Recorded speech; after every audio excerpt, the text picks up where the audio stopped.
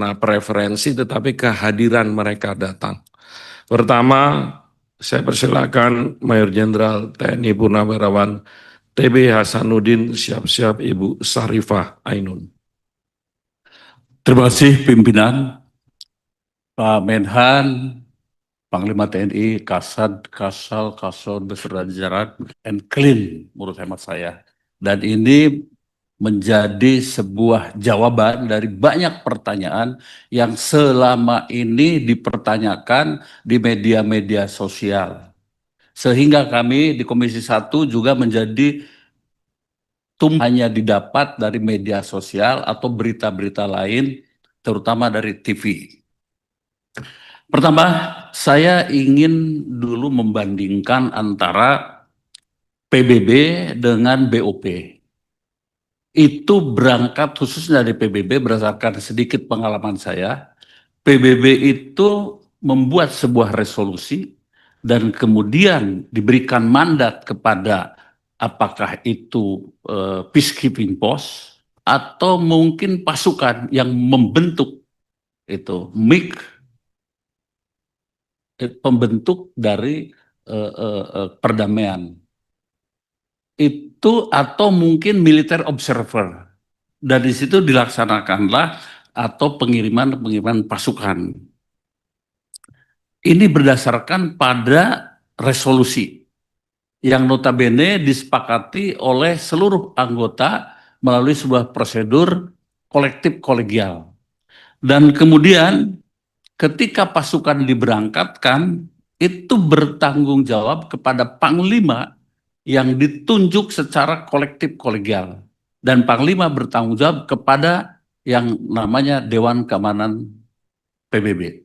Saya pernah menjadi komandan sektor ketika ditugaskan oleh negara sebagai komandan sektor di Perang Irak Kuwait tahun 91. Saya pun harus mendapatkan juga persetujuan baik dari pasukan Irak maupun dari pasukan Kuwait, baik dari negara Irak maupun negara Kuwait. Artinya kehadiran pasukan pun harus mendapatkan persetujuan dari kedua negara yang berkonflik. Anggarannya tentu kami mendapatkan anggaran dari PBB dan PBB mengumpulkannya secara gotong royong. Nah, sekarang kita bandingkan dengan BOP. BOP itu wakil dari Palestina tidak ada. Sementara yang ada beberapa negara termasuk Israel dan dipimpin oleh Donald Trump. Mohon dikoreksi kalau saya salah. Dan andaikan Donald Trump itu tidak jadi presiden, maka dia tetap menjadi chief dari BOP itu. Artinya kalau kita mengirimkan pasukan ke sana, tentu bertanggung jawab kepada siapa? Apakah nanti ini merupakan bagian dari resolusi PBB atau mungkin seperti apa? Dan apakah pasukan kita ini disetujui oleh misalnya Israel dan juga harus dengan persetujuan Palestina yang notabene pasukannya adalah Hamas? Tentu ini menurut hemat saya menjadi pertanyaan besar. Sehingga kami menyarankan kepada Bapak, mohon ini bolak-balik diuji keadaan di lapangannya sehingga kita nanti tidak gegabah mengirim pasukan hanya menimbulkan korban yang mohon maaf sia-sia mungkin. Itu harapan kami. Silahkan menjadi bahan pertimbangan dan kalau perlu kirim advance ke lapangan untuk membuat sebuah keputusan yang valid. Itu saja yang pertama dari saya pribadi. Yang kedua, penjelasan Bapak di luar sebelumnya itu ada rame soal blanket overflight access. Yang ini kami lihat itu adalah letter of intent for overflight clearance. Kira-kira seperti itu. Saya menghormati ya dan harusnya seperti ini. Saya memberikan rasa hormat. Yang pertama di sini ada poin menghormati integritas dan kedaulatan teritorial. Itu yang pertama. Memang kita sesuai dengan para pendiri bangsa ini, ya kita tidak boleh ya, kita bukan negara yang siap berperang atau siap untuk berperang dengan siapapun, tetapi bahwa kita ini cinta damai, tapi lebih cinta kemerdekaan. Konon begitu yang disampaikan oleh Panglima Besar. Begitu Pak Maruli ya? Betul ya. Kemudian ada konsistensi dengan hukum masing-masing negara. Itu juga menurut hemat saya sangat valid ini ya. Sekali lagi kami menyampaikan rasa hormat. Tentu mengacu kepada konsisten dengan hukum masing-masing negara, kita ini sudah punya hukum yang namanya pengelolaan ruang udara, yaitu hukum nomor atau Undang-Undang nomor 21 tahun 2024. Nah, sehingga kami mohon kalau nanti diperlukan mekanisme dan SOP mengacu kepada Undang-Undang nomor 21 2024 seperti komitmen kita menghormati integritas dan kelautan teritorial. Itu saran kami yang kedua. Saran kami yang ketiga, infanteri tim pertempuran. Dulu kan kita ada tuh zaman Pak Wismoyo BTP, Batalion Tim Pertempuran. Ternyata ini Batalion Teritorial Pembangunan. Oke. Ada rasa kebanggaan dari para prajurit baru ya ketika ditempatkan di Kompi Senapan. Kalau Batalion Infanteri kan di bawahnya Kompi Senapan ya Pak. Begitu. Kompi Senapan A, Kompi Senapan B dan sebagainya. Nah, ini sekarang ini ada Kompi Peternakan, Kompi Perikanan, kemudian Kompi Konstruksi, Kompi juga Kesehatan, ada 4 kompi. Kami menyarankan saja bahwa ini untuk persiapan perang berlarut, yes, kami setuju ya. Tetapi penyebutannya mungkin tidak usah kompi peternakan karena efek deteren keluar itu menurut saya kurang.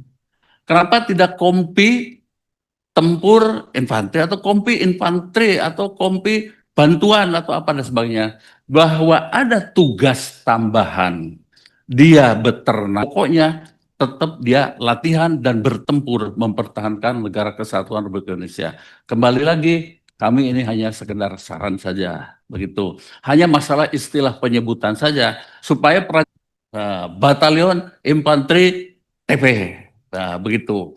Batalion Infanteri 802 dan lain sebagainya. Itu ya saya sebagai mantan prajurit juga tergugah ya saya kira dengan mereka itu. Kemudian yang terakhir, mohon maaf pimpinan agak panjang ya. Akhir-akhir ini khusus untuk Panglima TNI ya, rame soal kasus penyiraman. Begitu.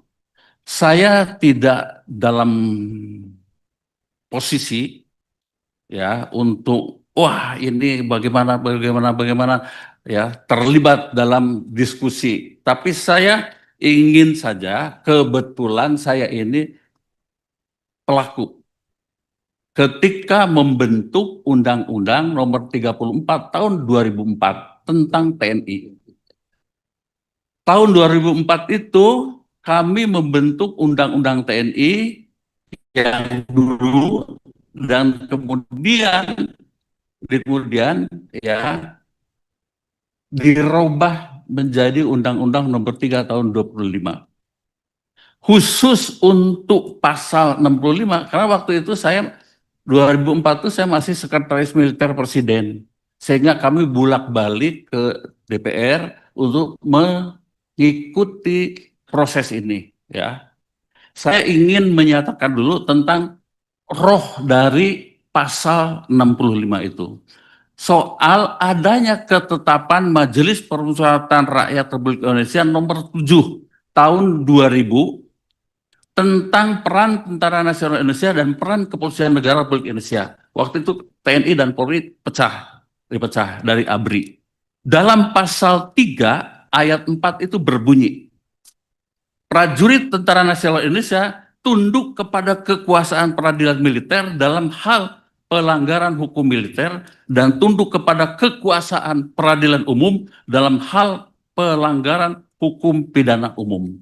Dan kami waktu itu memasukkan bulat-bulat saja dalam pasal 65 Undang-Undang Nomor 34 yang bunyinya adalah pasal 65 ayat 2. Prajurit tunduk kepada kekuasaan peradilan militer dalam hal pelanggaran hukum pidana militer dan tunduk kepada kekuasaan peradilan umum dalam hal pelanggaran hukum pidana umum yang diatur dengan undang-undang. Tetapi suasana waktu itu belum memungkinkan, sehingga kami memberikan alinea pasal 3-nya, ayat 3-nya, apabila kekuasaan peradilan umum sebagaimana dimaksud pada ayat 2 tidak berfungsi, maka prajurit tunduk di bawah kekuasaan peradilan yang diatur dengan undang-undang. Dan dalam undang-undang peradilan yang saya tidak salah itu nomor 34 tahun 1997 kalau tidak salah itu masih di bawah peradilan militer, di mana prajurit yang melakukan pelanggaran hukum pidana militer dan pidana umum, pelanggaran hukum pidana umum masih di bawah pidana atau peradilan militer. Nah, tentu ya kami menyerahkan sepenuhnya kepada Bapak Panglima apakah mungkin ya kita bersama-sama memperbaiki aturan perundang-undang ini atau mungkin dirasa masih belum waktunya, kami sepenuhnya menyerahkannya kepada pemerintah. Saya kira itu saja pimpinan. Wassalamualaikum warahmatullahi wabarakatuh. Waalaikumsalam. Mohon karena ini banyak pertanyaan, teman-teman yang sudah ditanya oleh penanya sebelumnya untuk tidak menanya hal yang sama. Jadi kita membiasakan diri dalam satu topik bahasan. Jadi tidak berulang sama. Saya persilahkan Ibu Sarifah, siap-siap Pak Abraham Srijaya. Terima kasih pimpinan yang terhormat Pak Menhan, Panglima TNI, Kasat, Kasal, Kasau, Kabais, dan jajarannya. Sebelumnya saya mengucapkan apresiasi yang luar biasa atas pemaparan yang lengkap. Ada beberapa hal yang mau saya pertanyakan Pak. Yang pertama terkait rencana pengiriman pasukan UNIFIL kita pada tanggal 22 Mei sebanyak 742 personil. Pertanyaan saya, bagaimana tindak lanjut atas gugurnya personil kita yang kemarin, dan yang paling penting belajar dari peristiwa kemarin, jaminan perlindungan apa yang diberikan negara kepada prajurit di lapangan, baik dari sisi rules of engagement, perlindungan personil dan alutsista, kesiapan evakuasi apabila terjadi kondisi darurat, maupun jaminan terhadap keluarga prajurit apabila terjadi resiko yang tidak diinginkan, karena pada prinsipnya negara memiliki tanggung jawab penuh untuk memastikan keselamatan dan keamanan putra-putri terbaik bangsa yang menjalankan tugas di wilayah konflik. Dan sebelum itu saya menyampaikan duka cita yang mendalam atas gugurnya 4 prajurit tersebut. Menjadi perhatian kami adalah perkembangan kerjasama pertahanan AUKUS antara Australia, Inggris, dan Amerika Serikat, yang tidak hanya mencakup pengembangan kapal selam bertenaga nuklir tetapi juga kerjasama teknologi militer canggih. Tadi Pak Menhan juga ada sempat menyampaikan sedikit. Bagi Indonesia, perkembangan ini tentu perlu dicermati secara serius dari perspektif ancaman dan keamanan kawasan. Secara Indonesia, ALKI yang sangat mungkin dilalui oleh kapal-kapal perang, termasuk kapal selam AUKUS, baik dalam konteks mobilisasi militer, patroli, maupun proyeksi kekuatan di kawasan. Kondisi ini tentu dapat menimbulkan implikasi terhadap stabilitas keamanan nasional, terlebih apabila rivalitas kekuatan besar semakin meningkat dan menjadikan kawasan sekitar Indonesia sebagai arena kontestasi geopolitik. Oleh karena itu saya ingin minta penjelasan Pak, khususnya di Kementerian Pertahanan dan juga nanti di Kasal, terkait bagaimana Indonesia memetakan potensi ancaman dari dinamika AUKUS tersebut. Apakah pemerintah telah memiliki resiko mitigasi apabila kapal selam bertenaga nuklir melintasi perairan strategis Indonesia atau ALKI, dan bagaimana kesiapan sistem deteksi bawah laut, kemampuan anti-submarine warfare, serta mekanisme pengawasan maritim nasional kita menghadapi potensi peningkatan aktivitas militer asing kawasan. Saya juga sempat membaca Pak dan melihat di beberapa media penemuan hampir 8 drone bawah laut dari beberapa tahun yang lalu. Saya hanya ingin nitip pesan kepada Pak Kasal untuk lebih meningkatkan pengamanan pada jalur-jalur bawah laut, terutama terkait mengenai kabel bawah laut, karena kemarin kami juga mendapat informasi ada kebocoran sekitar wilayah Batam yang cukup besar. Dan yang ketiga Pak, terakhir, tadinya saya mau nanyakan, saya sempat berkomunikasi dengan salah satu, saya mohon maaf ini lebih personal, saya sempat berkomunikasi dengan keluarga salah satu siswi SD di Konawe Selatan yang kemarin sempat mendapatkan pelecehan seksual dari salah satu oknum, tapi alhamdulillah apresiasi saya kepada pihak TNI, terutama TNI AD dan Pak Panglima, bahwa hari ini oknum tersebut sudah ditangkap. Dan yang saya titip pesankan bahwa mudah-mudahan bisa dihukum secara maksimal, karena saya sempat telepon dengan keluarganya langsung, saya melihat anak tersebut sudah 6 kali mencoba untuk bunuh diri. Jadi sekali lagi saya ucapkan apresiasi, terima kasih kepada Bapak-Bapak TNI karena pelaku sudah ditangkap. Terima kasih. Terima kasih. Mohon kalau bisa supaya maksimum 2 aja ya. Jadi tematik dengan apa yang kita ini, kecuali ada lain-lain yang sangat penting. Saya persilakan Pak Abraham Srijaya, siap-siap Ibu Amelia Anggra ini. Terima kasih pimpinan. Yang terhormat Bapak Menhan, Bapak Wamenhan, Bapak Panglima, Bapak Kasat, Bapak Kasal, Kasau, dan seluruh jajaran.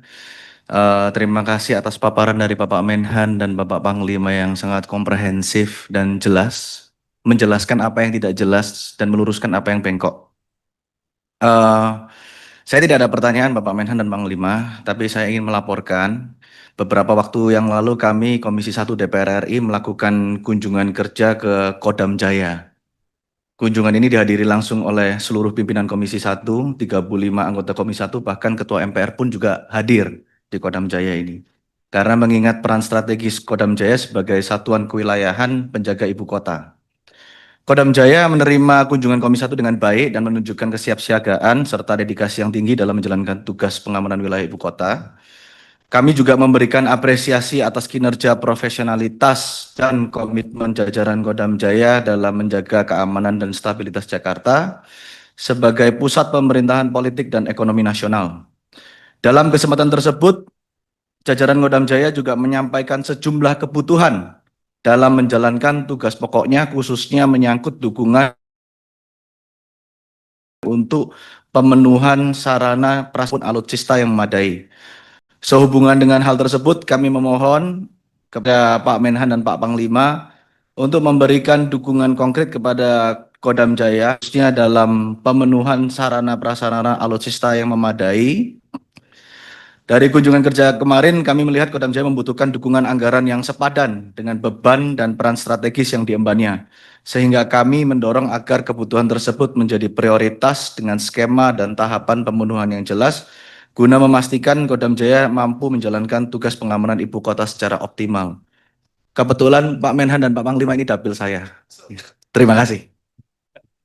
Terima kasih Pak Abraham. Pak Abraham itu daerah pemilihannya Jakarta Selatan, Pusat, dan Luar Negeri. Jadi dia bicara Kodam 5 Jaya.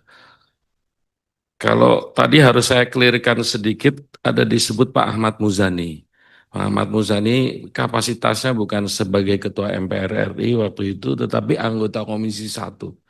Jadi di Komisi 1 ini ada anggota DPR, Ketua DPR RI, Ibu Puan, ada Ketua MPR RI, di sini juga ada Ketua Majelis Syuro PKS, Pak Sohibul Iman. Kalau Majelis Syuro ngomongnya makin pelan, Pak. moye yang baik-baik itu. Pak Sukamta boleh gagah Pak berduduk di depan, pulang dipanggil gini, mundur dia. Itulah hebatnya politik. Kalau di Bapak tidak Pak, Bapak boleh perintah anak buah Bapak yang bergaji 6 juta, hanya boleh belanja 2 juta. Itu kelebihan TNI. Berikutnya Pak Abraham, Ibu Amelia Anggreni, siap-siap. Andina Teresia Narang. Terima kasih pimpinan. Bapak Menhan, Bapak Panglima, Bapak Kasat, Bapak Kasau, dan Bapak Kasal beserta jajaran yang kami hormati. Pertama terima kasih kami sampaikan atas paparan yang sangat mencerahkan ini Bapak. Dan sebagaimana tadi Bapak sampaikan bahwa beberapa bulan terakhir ini kita memang melihat dinamika geopolitik global yang menunjukkan keterkaitan semakin eratnya antara konflik militer konvensional dan perang ekonomi, kemudian disrupsi informasi hingga operasi persepsi publik yang tentu saja berdampak langsung kepada stabilitas nasional. Dan juga eskalasi di kawasan di Selat Hormuz yang kita ketahui berpotensi mengganggu jalur ekonomi dunia, kemudian memicu tekanan global. Demikian halnya perang di Rusia dan Ukraina yang telah mengubah pola aliansi pertahanan. Oleh karenanya Pak, ada beberapa hal yang ingin saya sampaikan dalam forum ini, baik itu masukan maupun pendalaman. Pertama adalah terkait dengan early warning system, geopolitik dan cognitive warfare nasional kita, Pak. Kami mendorong agar Menhan, kemudian juga TNI, BIN, Kemkomdigi, kemudian BSSN, dan lembaga terkait itu bisa membangun sistem deteksi dini terpadu yang tidak hanya membaca ancaman militer konvensional saja, tetapi juga operasi persepsi, kemudian juga disinformasi, polarisasi digital, dan rekayasa ilmu publik, Pak, yang juga ini dapat melemahkan legitimasi negara, begitu. Dan kita juga sama-sama ketahui Pak Menhan bahwa pendekatan keamanan sosial kita hari ini tidak lagi cukup berbasis pada hard power saja, begitu, tetapi juga perlu mengintegrasikan praktek strategi communication, kemudian juga cyber intelligence, kemudian psychological resilience masyarakat. Dan dalam konteks ini saya ingin bertanya Pak, apakah operasi soft cognitive warfare di Indonesia ini sudah dapat dikategorikan sebagai ancaman nasional, ya, ancaman negara begitu, yang non militer, yang saat ini memerlukan regulasi yang mengatur sejauh mana keterlibatan lintas lembaga, gitu Pak. Nah, kemudian yang kedua terkait dengan pasukan perdamaian, saya menambahkan saja dan memperkuat apa yang tadi belum disampaikan oleh Ibu Sarifah untuk dilengkapi. Saya melihat Pak, pengiriman pasukan TNI khususnya ke Lebanon ini perlu disertai juga dengan evaluasi secara berkala terhadap eskalasi yang terjadi di Timur Tengah. Karena saat ini potensi perluasan konflik di kawasan tersebut bukan lagi sekedar ulasan analisis saja ya Pak, tetapi sudah menjadi resiko yang nyata yang harus kita antisipasi secara serius. Dan karena itu pemerintah dalam hal ini Kemenhan dan juga TNI perlu juga memastikan adanya contingency plan Pak, kemudian juga terkait dengan evakuasi, kemudian juga perlindungan personel, penguatan rules of engagement, serta juga mitigasi dampak geopolitik terhadap keamanan pasukan kita, Pak. Nah, untuk itu yang ingin saya tanyakan, Pak, sejauh mana keamanan dan kesiapan pasukan TNI kita di Lebanon ini menghadapi kemungkinan eskalasi konflik yang semakin bisa meluas begitu, Pak. Ya, dan juga kami ingin tahu langkah apa juga yang disiapkan oleh Kemenhan dan TNI untuk mengantisipasi agar kejadian yang sama ini tidak kembali terjadi dalam pelaksanaan misi perdamaian ini. Dan terakhir pimpinan, saya juga ingin meminta penjelasan singkat saja dari Bapak Kasau saat ini bagaimana ini terkait dengan kesiapan sistem pertahanan udara kita. Bagaimana kondisi existing radar TNI Angkatan Udara dalam menjaga wilayah udara kita, Pak, termasuk juga jumlah radar yang siap operasi dan titik-titik yang masih blind spot, Pak. Blind spot pengawasan udara. Ingin memang udara nasional kita pasca terbitnya undang-undang baru, undang-undang ruang udara, itu dapat menutup celah kerawanan pertahanan udara di Indonesia. Demikian pimpinan yang saya sampaikan. Terima kasih. Terima kasih Ibu. Mungkin soal pertanyaan terakhir biar dijawab tertulis saja oleh Pak Kasau, karena itu termasuk rahasia negara. Kalau titik-titik itu kekuatan kita. Tapi kalau kebijakan boleh, tapi kalau kekuatan jangan untuk diobral. Saya persilakan Ibu Andina, siap-siap Ibu Trinovi.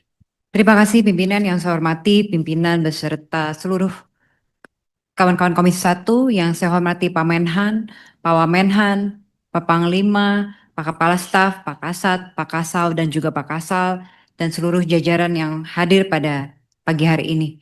Ada 2 pertanyaan saja Pak Panglima dan juga Pak Menhan. Keadaan geopolitik kita saat ini memang sangat merisaukan. Perang saat ini tidak lagi dimaknai sebagai konfrontasi fisik saja, tetapi juga non-fisik antar kekuatan militer, melainkan kompetisi multidimensional yang berlangsung di ruang fisik dan juga di ruang non-fisik secara simultan. Dalam hal ini, saya mengapresiasi Kemenhan dan juga TNI dalam melakukan penguatan alutsista kita, karena sangat penting saat ini untuk pertahanan kita. Yang ingin saya dalami Pak Menhan, sudah sejauh mana presentasi alutsista TNI kita terhadap optimum essential force? Dan juga lalu bagaimana parameter keadaan alutsista kita saat ini? Yang kedua, seperti yang Pak Panglima sampaikan, melihat perkembangan perang modern yang semakin mengarah pada artificial intelligence atau AI, yang tadi disebutkan ada autonomous weapon system, cyber warfare, dan juga peperangan berbasis data dan juga informasi. Ditambah juga munculnya pola perang asimetris, serangan cyber, dan lain-lain. Bagaimana roadmap TNI membangun kapasitas pertahanan berbasis high technology agar Indonesia tidak tertinggal dalam transformasi military affairs global.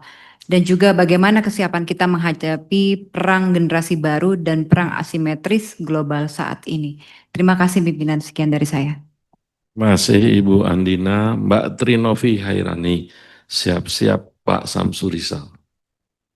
Terima kasih pimpinan yang kami hormati Bapak Menhan, Bapak Wamenhan, Bapak Panglima TNI beserta seluruh Kepala Staf dan Bapak Kabais beserta seluruh jajaran.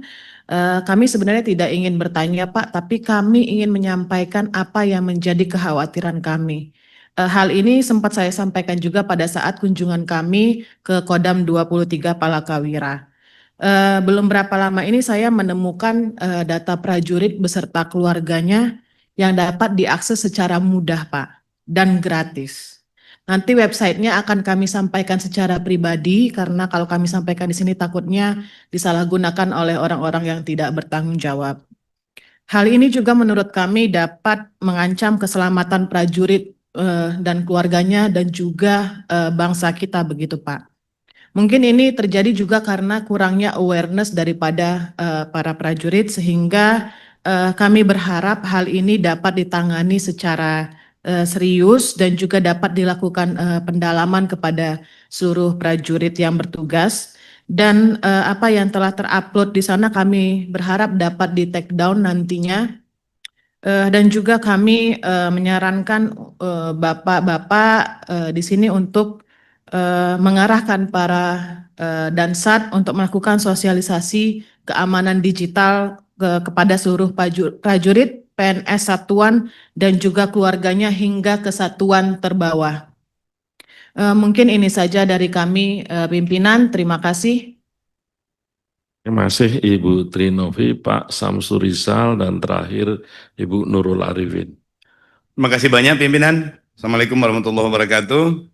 Yang kami banggakan Bapak Menteri Pertahanan, Bapak Wakil Menteri, Pak Sekjen, Bapak Panglima TNI, Pak Kasau, Kasat, Kasal, Pak Kabais, Pak Aspo, semua luar biasa. Hari ini yang paling lengkap. Untungnya juga di Komisi 1, semuanya hari ini juga paling lengkap.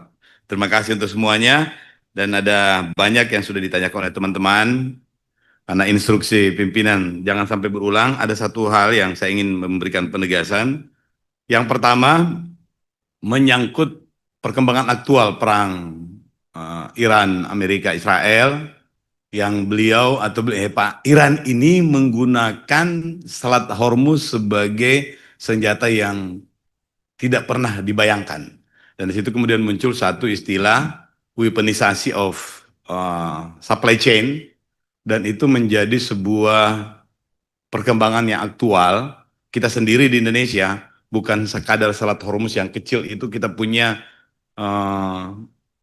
value advantage yang tidak dimiliki oleh negara lain. Selain mineral tanah jarang, kita punya Selat Malaka, kita punya CVO, kita punya banyak potensi yang lain. Saya cuma mau nitip kepada Bapak Menteri Pertahanan hari ini untuk mulai mengkaji sekuat apa kita punya kemampuan-kemampuan yang sangat spesifik ini bisa mendukung industri pertahanan strategis nasionalnya kita. Sehingga ke depannya kita bisa menggunakan potensi-potensi ini bukan hanya sekadar potensi ekonomi diklaim oleh orang, tetapi yang paling penting adalah itu menjadi bargaining bagi keadaan atau pertahanan Indonesia. Yang kedua, mohon izin Ketua, secara global ada beberapa masalah aktual yang operasi militer non perang harusnya TNI sudah mulai mengambil sikap secara global. Yang terakhir yang aktual saya ingin sampaikan kembali adalah beberapa warga negara Indonesia di lokasi perang di Iran, di Lebanon dan lain-lain. Kemudian yang terakhir ini adalah 4 warga negara Indonesia di Somalia yang sampai hari ini sudah memasuki hari ke-21 yang atas pertahanannya kita pun di daerah sana itu belum paham. Ada 4 di Honor 25.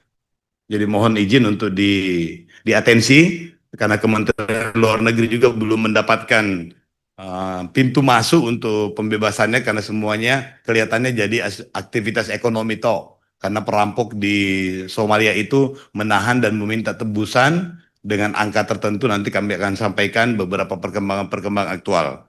Dan ini tentu menjadi perhatian kita semua. Yang ketiga, ini yang paling penting adalah kami mohon kepada Panglima TNI, bahkan mungkin Pak Menhan, untuk melakukan kampanye yang komprehensif. Kenapa kampanye komprehensif? Karena banyak sekali pertanyaan sekarang ini yang muncul di publik itu bukan hanya sekadar sekarang sudah perang asimetris, proxy war. Mau kita persiapkan industri strategis pertahanan kita untuk perang berlarut. Mengirim kita punya pasukan ke teritori pembangunan di seluruh Indonesia 750 ini, sementara kebutuhan untuk kedaulatan pertahanan kita di saat ini yang aktual itu adalah cyber security. Dengan pertanyaan teman-teman, sehingga kita masyarakat Indonesia itu bisa paham bahwa ternyata kedaulatan itu yang dimaksud bukan hanya sekadar kedaulatan di bidang persenjataan, tetapi juga untuk ketahanan nasionalnya berbasis atau sistem merata melalui teritori pembangunan ini. Yang kedua yang mesti dijadikan sebagai kampanye komprehensif itu adalah sudah mulai muncul yang mengatakan bahwa sekarang ini bukan lagi dui fungsi TNI, tetapi sudah militer minded. Semua-muanya perkembangan aktual itu militer. Mau masuk koperasi militer. Mau masuk makan bergizi gratis, dikomcatkan lagi, militer lagi, dan seterusnya. Dan tentu ini butuh pendekatan dan kampanye yang komprehensif. Kalau kami bisa mengerti dan bisa menjelaskan, tentu dengan versi di DPR. Nah, ini dengan kampanye yang komprehensif ini masyarakat bisa betul-betul mengerti secara lebih komprehensif dan kita semuanya tidak menghadapi, ya anggaplah potensi-potensi misinformasi karena kita tidak mampu menyampaikan secara langsung dan komprehensif. Terima kasih pimpinan. Assalamualaikum warahmatullahi wabarakatuh. Waalaikumsalam warahmatullahi wabarakatuh. Saya persilakan Ibu Nurul Arifin, ini ada tambahan dari Pak Yuniko Siahaan. Baik, dari kiri juga pimpinan Ahmad Desere setelah itu Bapak. Terima kasih pimpinan. yang kami hormati Bapak Menhan, Panglima beserta para kepala staf dan jajaran. Ada satu saja Pak, sifatnya sangat domestik begitu. Kalau kami baca dari media, pesawat-pesawat tempur Rafale itu sudah sampai ke Indonesia, mungkin belum semuanya Pak. Yang kami ingin ketahui apakah sarana dan prasarana lapangan udara untuk menerima pesawat-pesawat itu sudah siap semua begitu. Ini terkait Pak dengan kunker kami waktu itu ke Lanut Suwondo Medan Pak. Di sana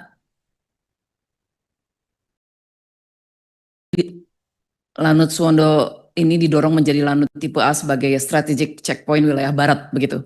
Namun saat ini Lanut Suwondo tersebut tidak memiliki skadron tempur permanen di perbatasan ALKI tersebut. Nah, ini pertanyaan untuk Kasau, mungkin kapan TNI AU memproyeksikan penempatan skuadron tempur, skuadron intai, dan skuadron angkut secara permanen di sana guna memangkas response time terhadap pelanggaran udara. Dan yang kami ingin ketahui itu karena kami tidak tahu Pak berapa banyak jumlah pesawat yang dibeli oleh Kemhan begitu. Namun pertanyaannya apakah seluruh pesawat itu sudah siap dengan segala macam sarana prasarana dan sumber daya manusianya. Itu saja, terima kasih Pak. Terima kasih Ibu Nurul. Pak Yuniko Sihaan, ada tambahan dari Pak Daeng Sere dan Pak Mahfud Abdurrahman. Saya persilakan Pak Yuniko, siap-siap Pak Daeng Sere. Baik, terima kasih Pak Ketua, pimpinan, rekan-rekan Komisi 1, Pak Menhan, Bapak Panglima, Bapak Kepala Staf, dan jajaran. Tadi sudah sedikit disampaikan, tapi hari ini yang namanya Undang-Undang Ketahanan dan Keamanan Siber sedang dipersiapkan. Tadi disampaikan ini berkaitan dengan serangan yang hari ini cukup banyak terjadi. Ada Laman Lazarus yang juga memang sengaja menyerang intelligence di bidang pertahanan di masing-masing negara. Dan hari ini kami juga ingin sekali mendengarkan konsep mengenai ketahanan siber di bidang pertahanan, Pak. Karena memang ada khusus pembedaan antara nanti ketahanan siber. Saya tahu sudah ada kerjasama antara Kementerian Pertahanan dan BSSN.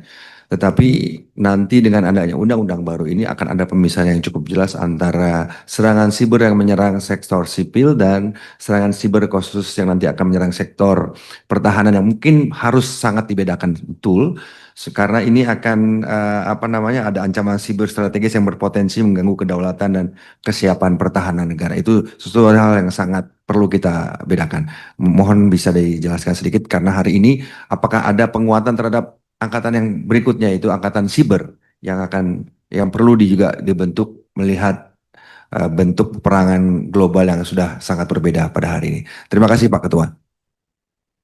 Baik, sebelum ke Pak Daeng Sere, sesuai tata tertib kita jam 12 harus istirahat. Kalau istirahat nanti bubar susah lagi ngumpulnya. Saya mohon persetujuan Pak Menhan kita perpanjang sampai 12.30, yang nanya masih 5. Mohon yang nanya juga pendek-pendek. Ini dampak dari terbuka Pak, semua jadi makin banyak yang bicara karena langsung live. Jadi kita perpanjang sampai 12.30 sampai jam 1. Pak Menhan nggak makan sampai jam 1, oke ya? Oke ya. Kita lanjut sampai maksimal pukul 1. Saya persilakan Pak Daeng Sere. Baik, terima kasih pimpinan. Bismillahirrahmanirrahim. Assalamualaikum warahmatullahi wabarakatuh. Yang terhormat Ketua dan para Wakil Ketua, sahabat-sahabat Komisi 1 yang terhormat, yang dimuliakan Allah Subhanahu wa Ta'ala, yang terhormat Bapak Menteri Pertahanan, Bapak Wakil Menteri Pertahanan, dan seluruh jajaran yang insya Allah yang dimuliakan Allah Subhanahu wa Ta'ala. Yang terhormat Bapak Panglima TNI dan seluruh jajaran PJU yang sempat hadir, yang sama-sama kita hormati, yang terhormat para Kepala Staf Angkatan, hadir Bapak Kepala Staf Angkatan Darat dan seluruh jajaran, Bapak Kepala Staf Angkatan Laut dan seluruh jajarannya, dan Kepala Staf Angkatan Udara dan seluruh jajarannya yang dimuliakan Allah Subhanahu wa Ta'ala. Izin langsung saja. Pertama-tama kita memberikan apresiasi setinggi-tingginya oleh Bapak Menteri Pertahanan Republik Indonesia dengan paparannya terkait pasukan PBB yang di Timur Tengah yang telah gugur 5 orang. Oleh itu dengan kerendahan kami kita kirimkan surat Al-Fatihah. Semoga arwah beliau diterima di sisi Allah Subhanahu wa taala. Pertanyaan saya adalah apa jaminan dari pemerintah dalam hal ini Kementerian Pertahanan, Bapak Panglima TNI, Kepala Staf Angkatan, contoh misalnya ada rekrutmen masuk sebagai Taruna TNI atau Bintara, apakah diperbolehkan misalnya keluarganya beliau atau anaknya beliau atau keluarga terdekat beliau untuk direkrut menjadi Taruna TNI atau Bintara TNI? Mungkin itu dari kami. Terima kasih. Assalamualaikum warahmatullahi wabarakatuh. Waalaikumsalam. Terima kasih Pak Daeng Sere. Ini sesungguhnya sudah kami buka di pembukaan tadi, termasuk menjaga keluarga almarhum. Pemahaman menjaga itu sampai anak-anaknya mentas. Sekali lagi kita harus punya sikap yang sama hemat saya, sebaiknya. Karena TNI ini adalah profesi yang penuh pengabdian. Istri kita lagi hamil, disuruh tugas perang dia. Kalau sipil kita masih bisa mengelak.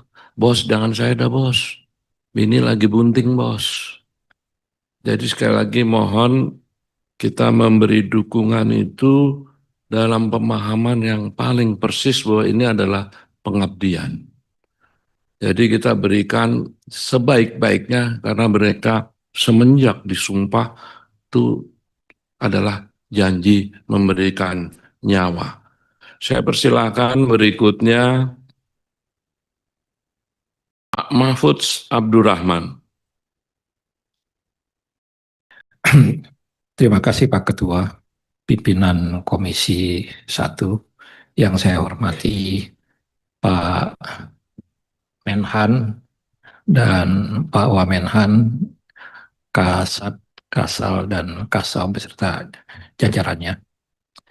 Dalam konteks ketahanan nasional, penguatan dan modernisasi militer sesuatu yang memang amat sangat penting untuk ditingkatkan dalam rangka mengantisipasi ancaman dari luar yang dinamikanya begitu cukup sangat dinamis. Peta dan pola peperangan modern tentu beda dengan perang konvensional seperti yang kita saksikan belakangan ini, dan masing-masing matra tentu punya fungsi dan peran masing-masing yang berbeda, tapi hari ini dan ke depan mungkin peran dan fungsi Angkatan Laut dan Udara itu lebih menonjol ya dalam peperangan modern seperti yang misalnya kita saksikan antara Iran dengan Israel atau Iran dengan Amerika. Dan yang lebih signifikan adalah cyber ya. Cyber ini pertanyaannya adalah seberapa siap pertahanan cyber kita jika konflik meluas ke cyber domain. Apakah kita sudah punya kesiapan defensif yang memadai untuk melindungi infrastruktur dan sistem pertahanan kita. Dan kemudian siapa pimpinan komandonya dan seberapa kesiapannya itu selama 24 jam ini saya kira perlu ya. Dan dalam konteks cyber saya pernah lihat di podcast Gubernur Lemhanas itu kasih komentar. Rasanya atau jika dirasa perlu, maka angkatan ini perlu ditambah satu. Ada angkatan cyber ya, yang memang khusus fokus di wilayah ini. Saya kira ini juga komentar yang cukup menarik. Yang kedua, dalam konteks kohesi sosial, TNI ya sampai hari ini sangat dicintai oleh rakyat ya. dan rakyat berharap banyak kepada TNI.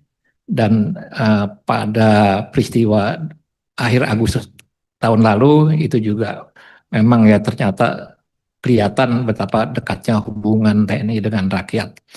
Oleh karena itu langkah yang sudah diambil oleh TNI bekerja sama dengan masyarakat, apakah dalam wilayah ekonomi, sosial, budaya, dan yang lainnya, saya kira ini juga perlu.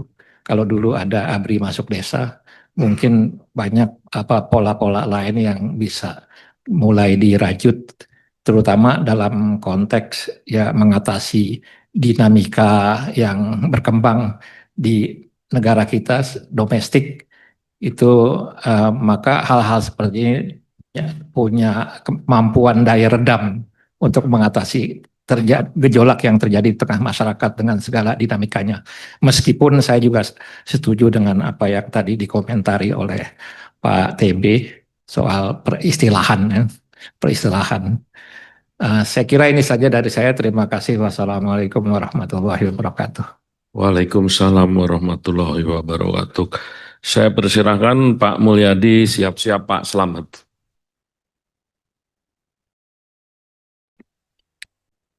Terima kasih pimpinan, saya hormati pimpinan beserta seluruh anggota Komisi 1 DPR RI, saya hormati Menhan, Panglima, beserta seluruh kepala staf dan jajaran. Saya ingin sedikit mendalami terkait yang disampaikan Pak Menhan tadi. Pada prinsipnya penambahan batalion itu memang tadi disampaikan manfaatnya sudah cukup jelas ya Pak Menhan, sangat bagus sekali.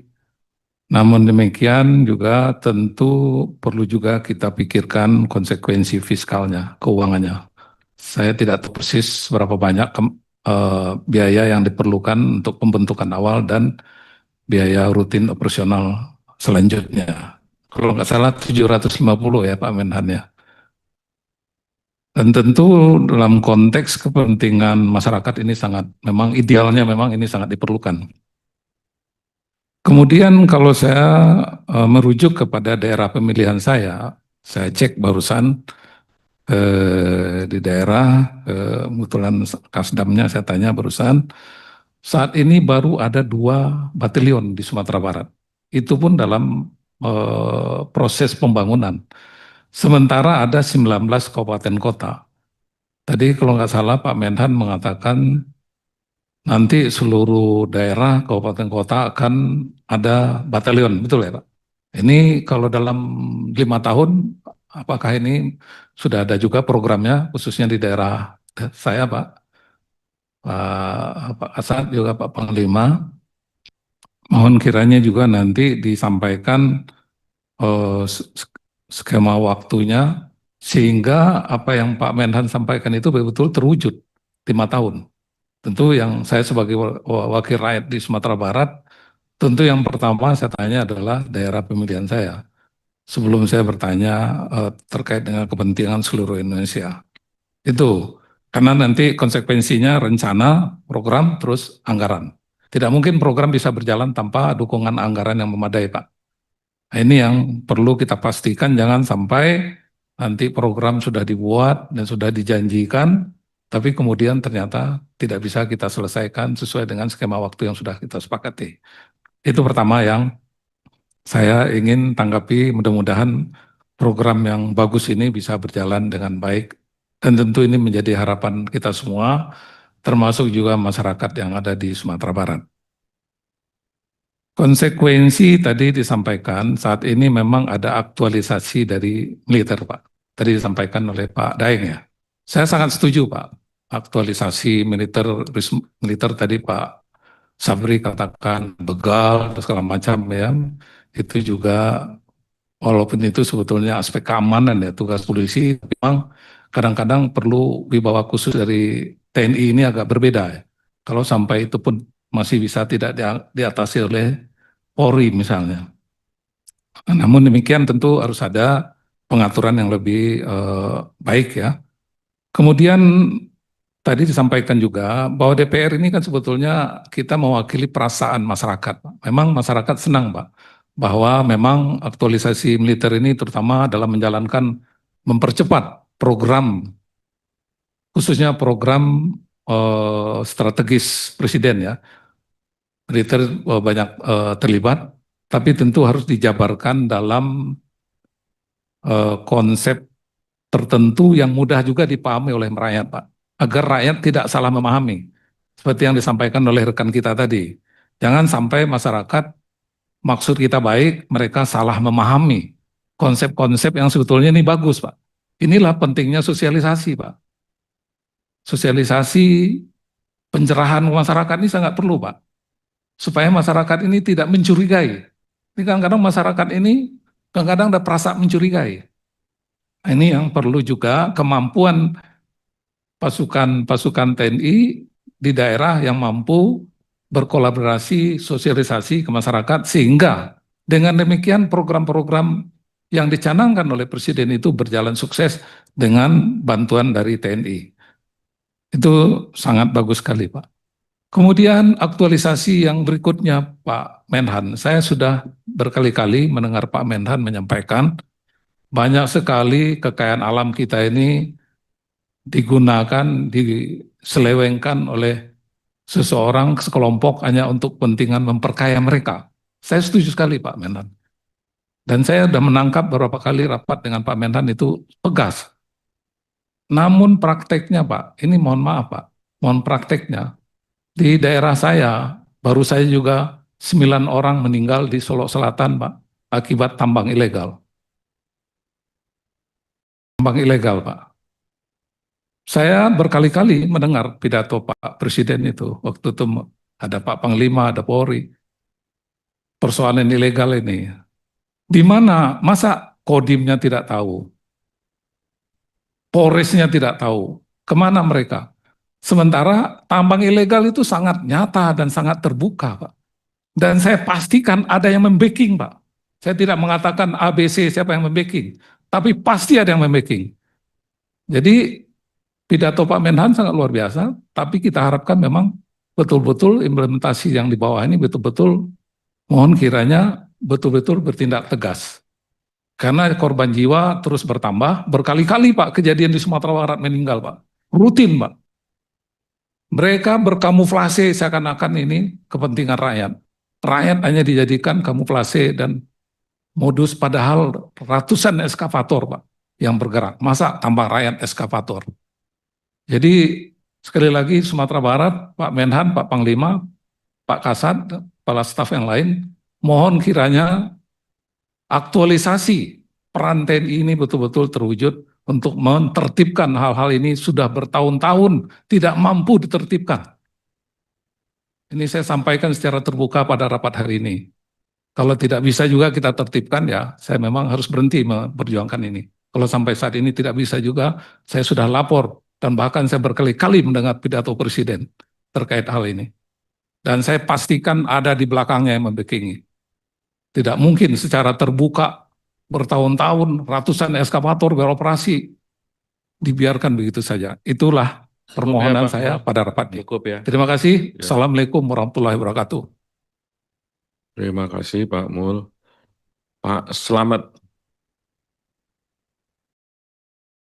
Bismillahirrahmanirrahim. Assalamualaikum warahmatullahi wabarakatuh. Pimpinan dan anggota yang saya hormati dan saya banggakan, Bapak Menhan, Bapak Wamenhan, Bapak Sekjen Menhan, Bapak Panglima, Bapak Kasat, Kasau, Kasal, Kabais, Pak Irjen Kemhan, dan Kabalokhan, Pak Yusuf. Pak Yusuf ini pimpinan pas respon ketika kami dari Fraksi PAN memberikan aspirasi. Terima kasih Pak Yusuf, sehat selalu. Biar Pak Menhan tahu kalau kita bermitra baik. Saya tidak ingin bertanya Pak Menhan. Yang pertama, kami hanya ingin memberikan apresiasi atas langkah yang dilakukan oleh Bapak Panglima TNI dalam memberikan dukungan moral dan kekuatan kepada prajurit TNI yang gugur dalam misi perdamaian di UNIFIL Libanon. Ini menjadi salah satu dukungan dan kekuatan moral yang harus kita apresiasi.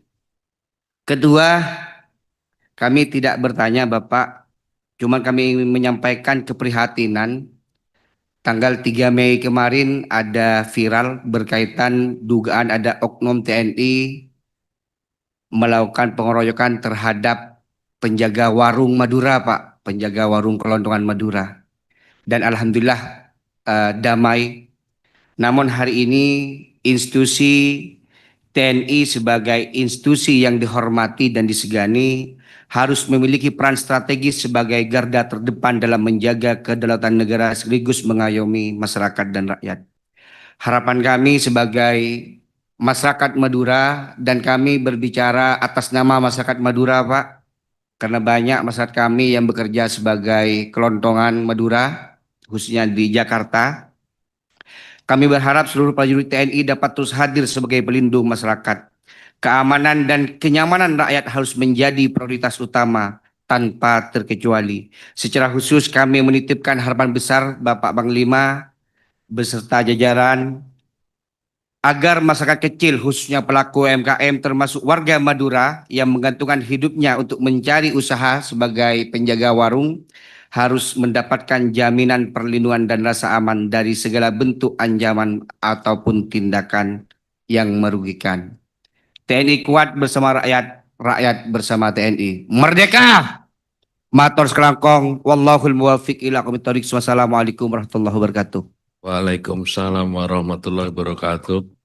Supaya dipahami Pak Menhan, beliau dari Dapil Madura. Dan Madura memang banyak warung yang buka 24 jam. Jadi dia mendengar aspirasi rakyatnya. Saya persilahkan dari meja pimpinan 3 bertanya. Kita mulai dari Pak Sukamta, kemudian Pak Budi Jiwandono, dan Pak Dev Laksono. Terima kasih Pak Ketua, pimpinan yang terhormat dan anggota, Pak Menhan, Pak Wamenhan, Pak Panglima, Pak Kasat, Pak Kasal, Kasau, dan seluruh jajaran yang kita hormati semuanya. Saya akan, karena semua persoalan terkait geopolitik sudah diangkat, ada persoalan lokal Pak. Ini aspirasi dari banyak masyarakat yang bertanya kepada saya soal, jadi sekarang ini TNI di mata rakyat kan sangat positif. Banyak warga negara ini yang mulai tertarik untuk masuk TNI. Laki, perempuan, animonya boleh dibilang sama. Kemudian banyak juga kalangan santri, santriwati, itu juga berminat untuk masuk TNI atau sekolah-sekolah di bawah TNI, Pak. Nah, di medsos itu berseliweran narasi yang bertentangan. Sebagian mengatakan bahwa siswa atau siswi yang sekolah di bawah TNI, ada yang di Unhan atau ada yang di Taruni atau di mana saja, itu harus melepas jilbabnya. Nah, padahal namanya santriwati pasti mereka dari kecil sudah pakai jilbab. Nah, ini menjadi pertanyaan dan di medsos berseliweran. Nah, ini mumpung ada semua Bapak dari Pak Menhan, Wamenhan, Pak Panglima, dan Kepala Staf semuanya. Saya tidak tahu ini pertanyaan dialamatkan ke siapa, maka mumpung ada semua, saya ingin menanyakan bagaimana sebetulnya duduk persoalannya, supaya nanti paling tidak warga negara yang punya keinginan masuk TNI, apapun background agamanya, latar belakang budayanya, asal-usul sukunya, itu bisa diakomodir dengan tanpa mengorbankan prinsip-prinsip dasarnya. Saya kira ini pertanyaan mewakili konstituen kami, Pak. Terima kasih. Terima kasih Pak Sukamta. Saya persilakan Pak Budi Jiwandono. Terima kasih Pak Ketua. Assalamualaikum warahmatullahi wabarakatuh. Salam sejahtera untuk kita semua. Pak Menhan yang kami hormati, Bapak Wamenhan, Pak Panglima, dan para Kepala Staf, serta seluruh jajaran Kementerian Pertahanan yang kami hormati.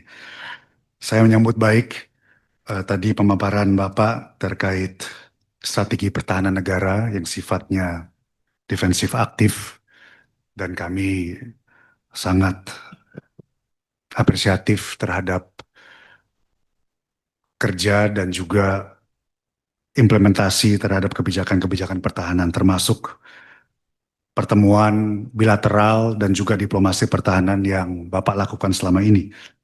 Kami menitik beratkan pentingnya tadi yang dipaparkan terkait Major Defense Cooperation Partnership, tapi juga inti dari isi seperti pengembangan fasilitas latihan di beberapa tempat, belajar dari konflik yang berkepanjangan di Timur Tengah, di Selat Hormuz.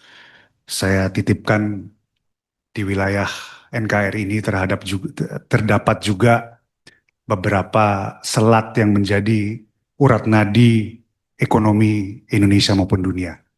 Apakah itu Selat Malaka, tapi juga ada Selat Makassar yang menjadi jalur perdagangan yang sangat penting. Sehingga kami akan mengupayakan dukungan kami penuh supaya Pak Menhan dan para kepala staf bisa menjalankan tugasnya dalam mengamankan jalur-jalur ini, mengingat pentingnya sebuah selat terhadap urat nadi perekonomian sebuah bangsa.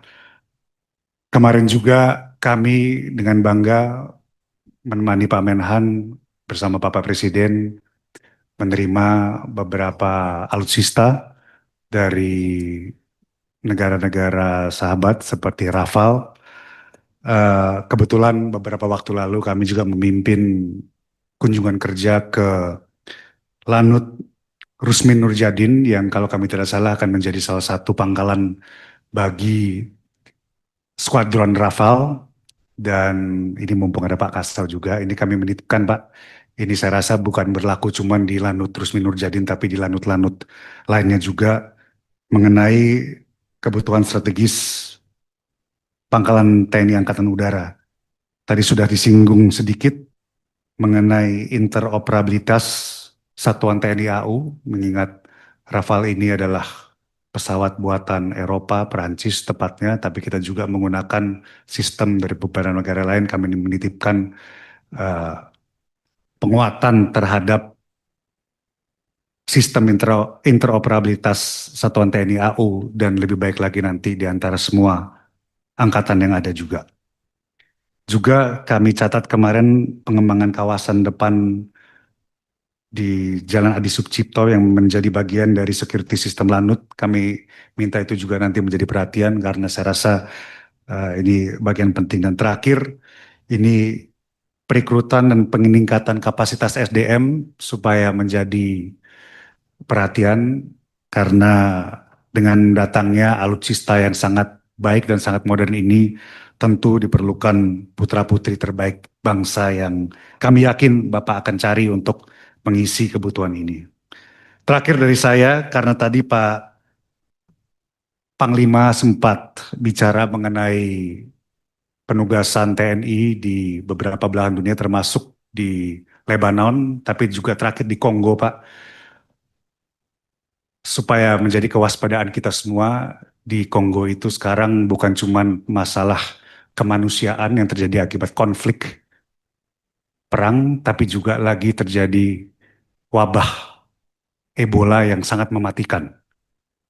Ini sudah menjadi perhatian WHO dan sudah menjadi perhatian berbagai negara untuk meningkatkan kewaspadaan terhadap penularan cepat wabah ini. Saya tidak mau menggunakan forum ini untuk menakuti, tapi mengingatkan supaya nanti mungkin Pak Menhan juga mengingatkan jajaran kabinet dan semua perangkat satuan di Indonesia untuk meningkatkan kewaspadaan supaya tidak terjadi wabah di daerah kita. Itu saja dari saya. Terima kasih sekali lagi Pak Menhan, Pak Panglima, dan seluruh jajaran. Selamat menjalankan tugas. Assalamualaikum warahmatullahi wabarakatuh. Terima kasih Pak Budi. Bukan hanya dari wajah Pak, dari pertanyaannya tampak Pak Budi dari krem de la krem. lapisan atasnya lagi. Paling takut sama wabah biasanya. Kalau Pak Utut dulu kecil, kalau melarat dulu penyakit dua Pak. Kalau nggak congean, korengan. Anak sekarang congek aja nggak tahu. Nah, kalau saya kena korengnya, untung sempat punya uang main catur jadi nggak korengan. Saya persilakan Pak Dev. Terima kasih pimpinan yang kami hormati Pak Menhan beserta Pak Wamenhan beserta seluruh jajaran, Panglima TNI, Pak Kasat, Kasal, Kasau beserta seluruh jajaran. Tadi Pak sudah memberikan pemaparan yang sangat komprehensif dan sangat detail dan juga kami apresiasi akan keberhasilan dan juga pelayanan dan juga pengabdian kepada bangsa dan negara di setiap elemen. Teman-teman juga sudah memberikan pertanyaan yang cukup luas. Ada sedikit yang ingin saya tambahkan saja, Pak. Pertama, ya, tadi kan dibahas mengenai geopolitik tentang situasi di berbagai macam belahan dunia. Nah, di ruangan ini juga ketika Pak Prabowo itu masih menjabat sebagai Menhan, beliau menyampaikan bahwa kondisi kemampuan tempur kita itu hanya hitungan hari kalau kita menghadapi perang konvensional terbuka dengan negara manapun. Nah, kemarin itu walaupun saya nggak ikutin acara, tapi saya sempat hadir di awal, itu ada penyerahan sejumlah Al-Polhankam, ditambah juga dengan penyerahan-penyerahan sebelumnya. Ya, ini tentu meningkatkan kualitas dan kapasitas kita. Nah, kan, tapi yang ingin saya bahas sedikit ini yang mengenai reserve stocknya sendiri sini, Pak. Nah, bila mana kita ini intentionally or unintentionally ya, involved dengan negara manapun terhadap konflik terbuka, seberapa kuat kapasitas reserve stock kita ini untuk bisa mampu bertempur, apakah kita ini bisa cukup untuk jangka panjang atau jangka pendek. Lalu melihat juga dengan situasi ekonomi global, harga US dollar yang terus meningkat. Tadi pagi aja saya lihat sekitar sudah 17,7. Terus juga harga minyak juga terus meningkat. Lalu bagaimana dari Kemhan sendiri dan juga dari Mabes TNI penyesuaian akan kapasitas kemampuan kita dengan melihat kondisi seperti tersebut. Lalu belum lama ini saya juga ke Lanut Suwondo Medan, itu ada rencana untuk dirubah Lanut tersebut untuk sebagai mako, skuadron teknik dan juga shelter vegetasi. Nah, ini apakah legalitas lahan-lahan tersebut itu sudah sepenuhnya terselesaikan, karena waktu saya ke sana itu masih ada beberapa area yang masih belum beres, apakah itu masih ditempati warga ataupun juga masih tercatat di lembaga instansi lainnya. Nah, dan juga ya seperti kita lihat juga baik di media sosial ataupun juga di media elektronik dan cetak, bahwa sekarang ini kan peperangan itu bukan hanya peperangan konvensional saja, tapi kan juga sudah cyber warfare. Nah, dari Kemhan dan juga dari Mabes TNI, peningkatan kapasitasnya, baik SDM-nya, lalu juga peralatannya dan jaringannya ini sudah seberapa optimal. Ya memang saya tahu sudah dibentuk Satsiber-Satsibernya, baik di Kemhan ataupun di Mabes TNI dan juga di masing-masing matra, bahkan sudah sampai di tiap-tiap kodam. Akan tetapi apakah peralatannya itu sudah on par dengan lawan-lawan yang kita hadapi? Ya misalnya kayak di Papua kita menghadapi dengan gerakan dari OPM dan lain sebagainya, apakah serangan kita, defensif kita sudah semasif dengan serangan lawan. Nah, lalu juga Pak, ya melihat, tadi saya sampaikan tentang situasi ekonomi. Nah, apakah BAIS di sini sudah meningkatkan kapasitasnya, peningkatan kualitas agen-agennya ini untuk memenuhi kondisi terkini ya. Ya, karena dalam perkembangan situasi global saat ini, ya, ancaman terhadap kedaulatan negara tidak lagi hanya berbentuk ancaman militer konvensional, tapi juga melalui jalur ekonomi seperti penguasaan rantai pasok strategis, investasi predator, hingga penetrasi data dan teknologi.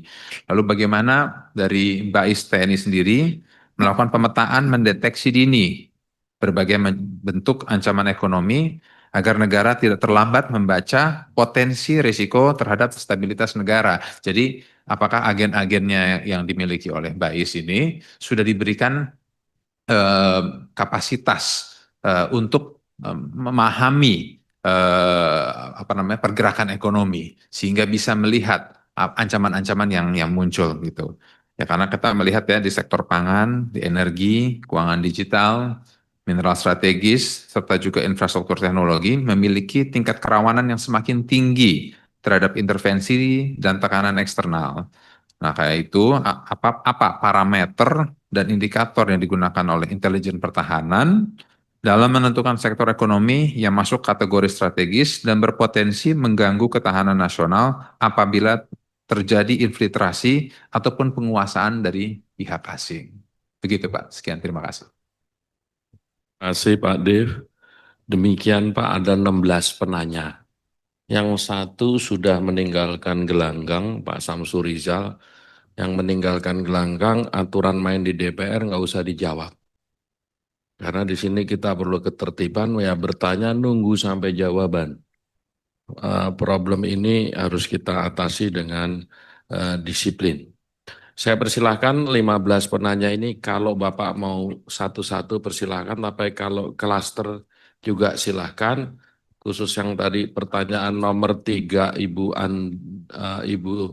Amelia Teresia Narang, biar Pak Kasau tulis saja. Karena itu menyangkut titik-titik yang sesungguhnya hanya boleh kita yang tahu. Saya persilahkan Pak Menhan. Terima kasih Bapak Ketua Komisi 1 selaku pimpinan rapat. Saya akan menjawab 15 pertanyaan ini dengan membagi 3 klaster. Klaster yang pertama yang berkaitan dengan ancaman, klaster yang kedua yang berhubungan dengan kemampuan, dan klaster yang ketiga yang berhubungan dengan luar negeri. Yang pertama yang berkaitan dengan ancaman, saya kira kita mesti juga terus terang kepada diri kita sendiri bahwa sebelum kita melihat ancaman dari luar, kita mesti lihat sendiri ancaman yang ada dari dalam. Kalau kita lihat ancaman dari dalam, selama kita bernegara, kita kalau hitung sejak Orde Baru sampai dengan reformasi, kalau saya tidak salah, itu kurang lebih 61 tahun. 33 tahun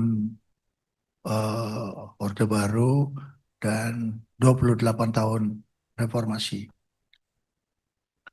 Mari kita lihat sepintas lalu bahwa birokrasi kita sejak sekian puluh tahun itu perlu mengalami evaluasi. Kalau birokrasi kita tidak evaluasi, birokrasi bisa menjadi ancaman terhadap pembangunan berbangsa dan bernegara. Yang kedua, kita juga harus melihat bahwa sekian puluh tahun berapa jumlah pengusaha yang eksistensinya itu turun-temurun di wilayah nasional kita ini. Dan tentu kalau kita ambil kualitas dan ambil kuantitas, kuantitasnya banyak pengusaha baik, tapi ada pengusaha nakal. Dan pengusaha nakal itu kadang-kadang mengganggu regulasi. Dan regulasi itu mempunyai suatu manfaat terhadap strategi transformasi pembangunan. Yang ketiga, kita mesti lihat juga, sekian lama ini, ilegal ini tidak kita beri perhatian khusus. Pernah kita beri perhatian khusus, tetapi setelah itu kita lepaskan lagi. Sebagai contoh, tahun 1977, illegal timah itu kita tertibkan. Tapi ternyata illegal timah yang kita tertibkan itu hanya sampai 21 tahun. Setelah 21 tahun 98, sampai dengan September 2025, ilegal di Bangka Belitung itu bukan main. Sampai bapak-bapak dan ibu-ibu bisa melihat secara data, adakah suatu negara, saya tidak ingin mencari kesalahan, adakah satu negara yang mempunyai apa yang disebut dengan investasi ataupun sumber daya alam timah yang cukup besar di dunia? Itu di Indonesia. Tahun 77 kita tertibkan itu semuanya. Tapi selesai tanggal 21. Hanya selesai tahun 98. Tapi tahun 98 sampai 2025, timah kita habis menjadi illegal mining. Tapi di satu sisi, ada yang mempunyai kapasitas eksportir timah tanpa memiliki sumber daya alam timah. Bapak-bapak, apa itu bukan ancaman terhadap geoekonomi kita? Apakah itu bukan ancaman terhadap geopolitik kita? Ini baru satu aspek. Apa ini bukan ancaman dari geostrategi kita? Yang kedua, yang berkaitan dengan cyber. Terus terang, perang cyber ini adalah perang dunia. Dan kita tidak boleh tertinggal dengan perang cyber. Dan kita lakukan perang cyber ini dengan menggunakan kebijakan nasional dan juga kebijakan operasional. Jadi, bapak-bapak dan ibu-ibu, kita akan hadir terus di dalam cyber security. Tapi tentunya, bagaimana cyber security itu kita kembangkan? Saya kira rakyat Indonesia yang harus menerima jawaban dari situ. Dan kitalah sebagai pelaksananya. Pendidikan dan latihan cyber sudah kita bentuk. Koordinasi antar kementerian dan lembaga juga kita bentuk. Tetapi kita mempunyai satu sistem yang namanya cyber security. Yang berikut yang mengenai kesejahteraan. Apa yang disampaikan oleh bapak-bapak mengenai kesejahteraan itu menjadi perhatian kita.